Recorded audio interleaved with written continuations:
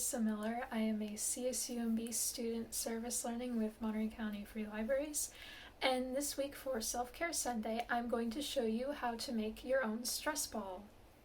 So the ingredients we need for this are really simple. All we need are some balloons, really just one balloon, but if you want to make more than one you can have extras, or if you mess up, it helps to have extras, but you only need one balloon. And then some cornstarch and some water. I have water in a glass here. And not necessary, but it helps if you have like an empty water bottle and some scissors, and I'll show you why in a sec. Okay, for the first step, we are going to create kind of a funnel out of the top of a water bottle. I'll show you how to do that. I'm just going to take the cap off first, and then I'm just going to try and cut around maybe like this much or however much you need to make like a funnel, and it's going to be so you can pour ingredients inside the balloon a little easier than if you just try and stuff it in there. I think it helps doing this. Or if you happen to already have like a funnel, then you can skip this step if you already have something like that at home, but just in case you don't, this might help. I'm going to just try and cut into that.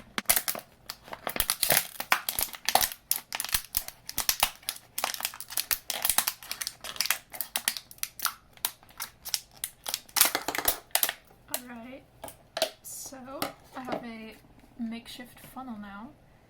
So next, we're going to wrap one balloon around the cap, or where the cap was.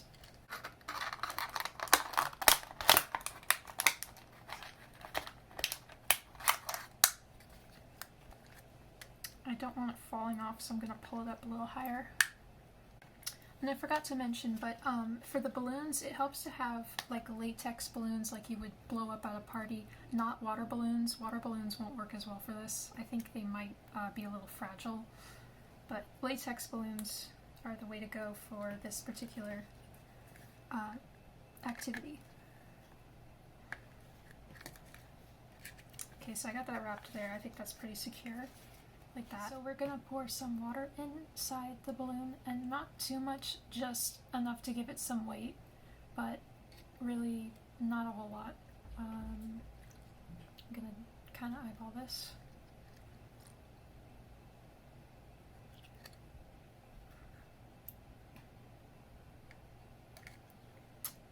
I don't want to overdo it, so I'll stick with that for now.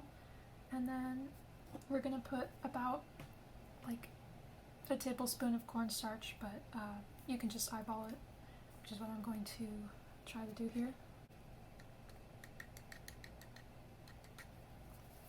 And you don't have to get it perfect the first time because you can always add more ingredients.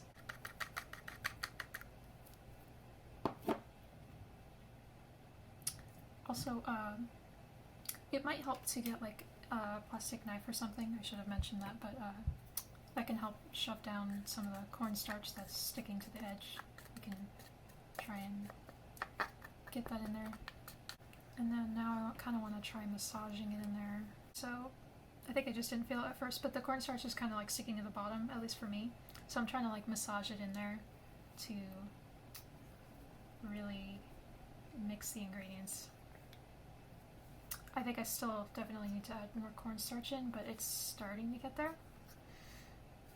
So really, you could probably just get a feel for this. Like, if it feels too hard, just add more water, and if it feels like there's too much water, add more cornstarch until it's like about the consistency it should be for what you would expect a stress ball to feel like. That nice,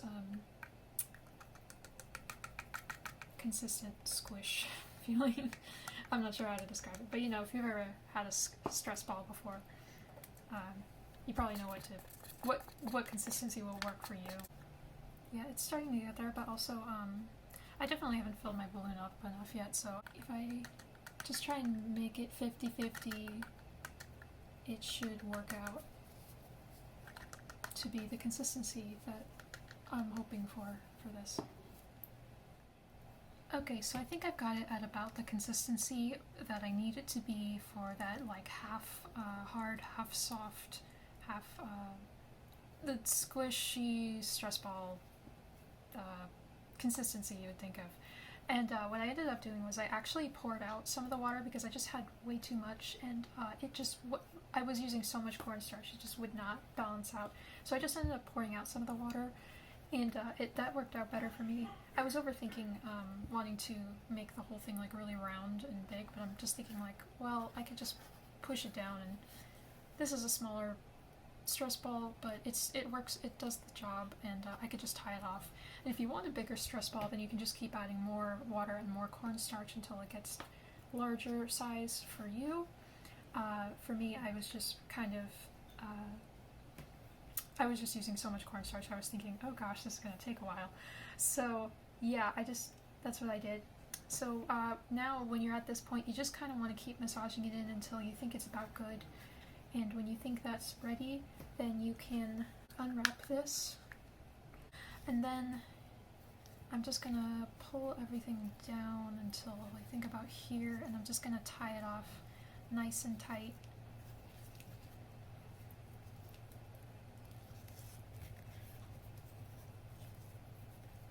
Now I got this nice little stress ball I can squish. This is pretty fun. Yeah. And it's cool because it's like you make it at home. You didn't even have to go to the store and buy one. You got the ingredients right at home. You can just make one there. That is fun. Look at that. Thank you for joining me for Self-Care Sunday, and I hope that you can remember this sort of recipe, if you will, for stress balls. If you need something to take your mind off things, you know, it always helps to have one of these when you're really stressed out, really angry, and you can just squish them and have fun with it. And I'd probably say, you know, be careful not to dig your nails in too much, just in case. But other than that, I think this feels pretty solid. I don't feel like it's gonna come apart on me or anything. Like, as long as you tie the knot pretty good. Yeah, this is really fun, I think, and this will probably last me a good while too. So yeah, make your own stress ball. Bye.